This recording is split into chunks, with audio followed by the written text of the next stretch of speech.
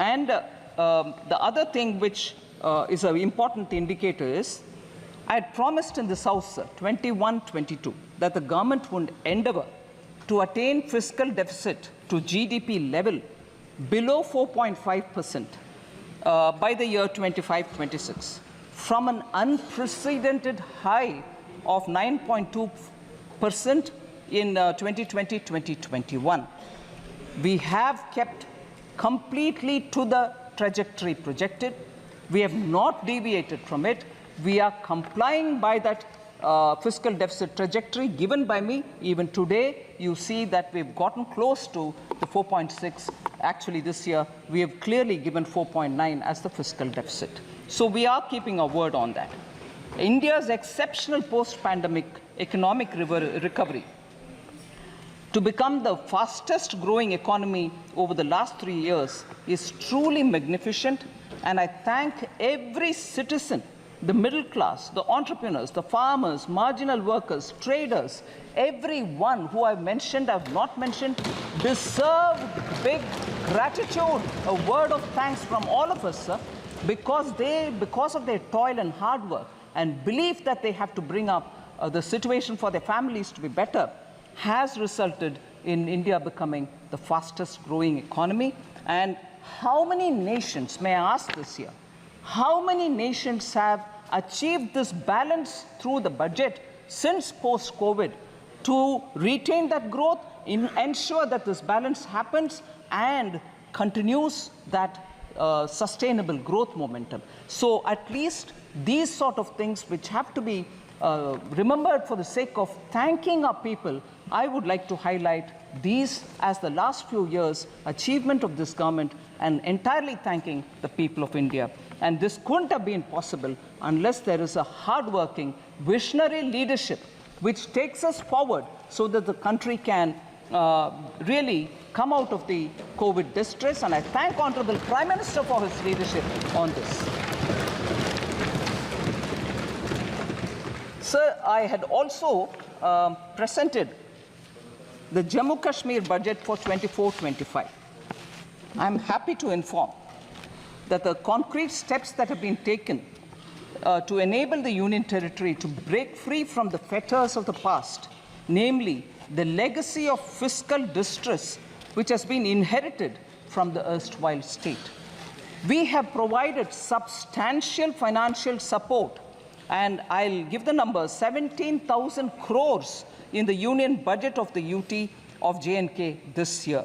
It includes 12,000 crore towards financing the cost of Jammu Kashmir Police. That's a burden we want to take on our shoulders so that J&K has more flexibility to spend money for developmental activities. And the additional central assistance of 5,000 crore has been provided. With this support, I expect the GSDP ratio, fiscal deficit to GSDP ratio of the Union Territory would be somewhere, and I'm estimating it, somewhere in the range of 3% for the year 24-25.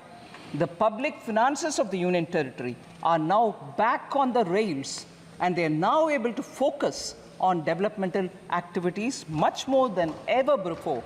And the fiscal prudence is the biggest spirit with which the welfare activities are being taken up without any compromise on Sabka Saath, Sabka Vikas. So, because Jammu and Kashmir budget was particularly of interest to some of the members, I would like to respond to the members as well, much before I go to responding to members on the general budget. Sir, some members of J&K have raised questions about unemployment rate in J&K. Mia Altaf MP and also Honorable Member Aga Syed Ruhullah Mehdi. They have raised issues about unemployment, and I would want to put it on the record of this House.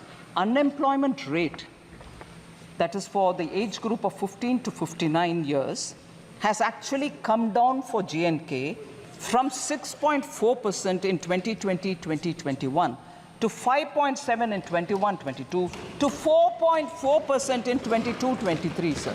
So there is a reduction in the unemployment rate in J&K. The reduction is primarily because there is a lot of avenues being created for self-employment and livelihood opportunities through Government of India schemes are reaching all people in J&K, and as a result, you can see that employment opportunities in the sense of self-employment has actually grown.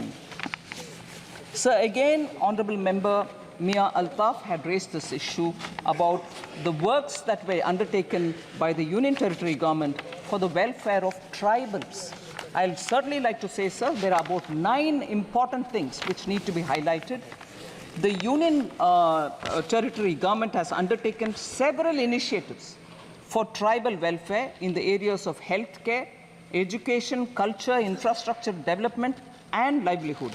After 2 decades, actually, forest rights were granted to tribal communities. 2 शतक के बाद, इंतजार के बाद, tribal communities का उनका हक forest rights के द्वारा दिया गया है. 5,943 forest right certificates have been issued to the tribal people. First ever survey of the nomadic tribal population has also been conducted. Transport facilities are being provided to the nomadic tribes and the Bakarwals because they move up the range during summer and come down from the higher reaches to the lower levels. Transport facility is also being provided. Transit accommodation is provided to migratory tribal communities. Again, the communities which move from colder to slightly warmer regions in winter, including community kitchens, medical and veterinary dispensaries, and community toilets. All these have been provided for the migratory tribal communities. Professional coaching centers, scholarships, skilling for 48,000 tribal youth, 8 new hostel buildings, 285 smart schools, 6 Ekalavya residential schools have all been developed in the Union Territory of Kashmir.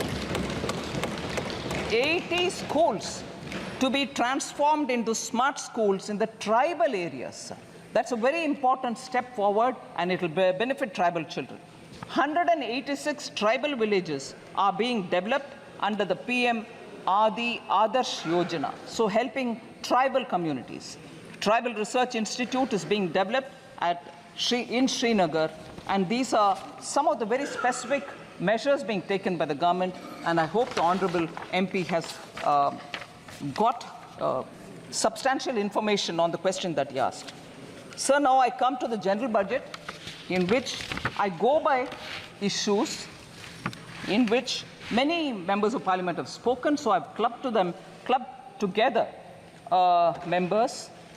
The first issue I take up is members from the opening speaker, Kumari Shelja, Professor Saugata Roy, Hebe Eden, Dr. T. Sumati, Charanjit Singh Channiji, and many others have all spoken about how there is a threat to cooperative federalism. Only few states have been given the benefits in the budget. Sir, I'm very sure, I would like to humbly state this, I'm sure all the members know that in a budget speech, if a state is not named, it doesn't mean that no money goes to them. And therefore, that was a misleading campaign, which, being in the opposition, unfortunately, a lot of members did speak about. It pains me to know that they could say that if you're not mentioned in the budget speech, your state gets nothing at all. Sir, I would like to I'd like to tell you, Honorable Speaker, sir, from 2004-5, sir, 2004 to 5 onwards. First of all, I'll say बाकी राज्यों को क्या है वगैरह, but I'll first say some things. Sir, कोई भी माननीय सदस्य बैठे बैठे कोई भी टिप्पणी करे तो आपको उसका जवाब नहीं देना. ठीक है सर. बिना permission. Sir.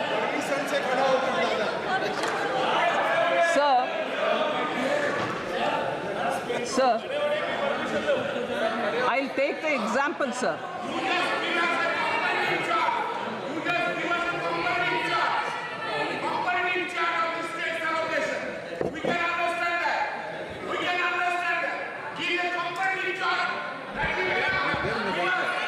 Sir, I'd like to compare. Sir, I'm picking up on the budget speeches since 2004-5.